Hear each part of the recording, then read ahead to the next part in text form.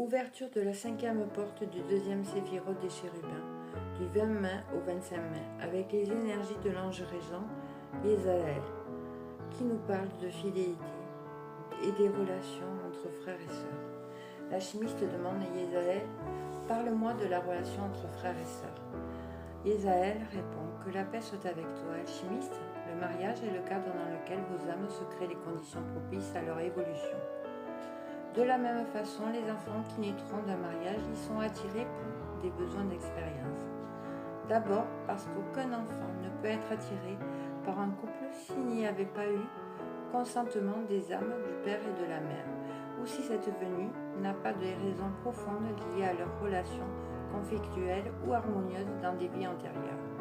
Une fois cet accord ou cette nécessité satisfaite, il faut que les enfants justifient de profondes raisons pour qu'ils aient la possibilité de s'appeler frères et sœurs. Les frères et les sœurs sont en réalité des âmes qui se connaissent dans des vies précédentes et qui, avant leur naissance, avaient décidé de naître dans un même foyer pour poursuivre leur expérience. Leurs âmes dans le monde divin s'étaient juré fidélité dans les épreuves, c'est-à-dire qu'une fois venues sur terre, elles devaient se donner la main et se soutenir pour le meilleur comme pour le pire. Alchimiste, que la paix soit avec toi.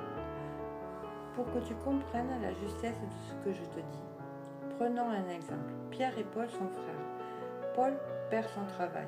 Cette perte de moyens d'existence est certes inscrite dans le destin de Paul, destin qu'il aurait forgé de lui-même par sa compréhension des principes universels. Pierre, dans cette incarnation, ne devrait pas laisser Paul sans ressources. Il devrait ralentir volontairement son propre rythme de vie pour soutenir son frère, jusqu'à ce qu'il retrouve un nouveau travail, sans que tout ce qui est donné soit considéré comme une dette. Les frères et les sœurs sont des compagnons de route. La vie terrestre n'est pas facile. C'est pour cela qu'ils doivent se soutenir. La méconnaissance de ces accords, de ce pacte entre les âmes, fait que le frère ne joue pas plus son rôle et tout manquement à la règle ne fait que créer plus de désagréments pour celui qui enfreint les promesses que les âmes tissent avant d'entrer dans leurs enveloppes physiques. Dis à ceux qui se disent frères, qui sont appelés à supporter ensemble les épreuves de la vie.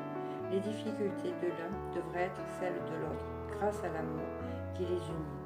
Si tu agis ainsi envers tes frères et sœurs, tu comprendras que l'amour est l'eau du milieu réactionnel de l'alchimiste et que, sans elle, tout son acharnement vers la perfection n'est qu'illusion. Que la paix soit avec toi.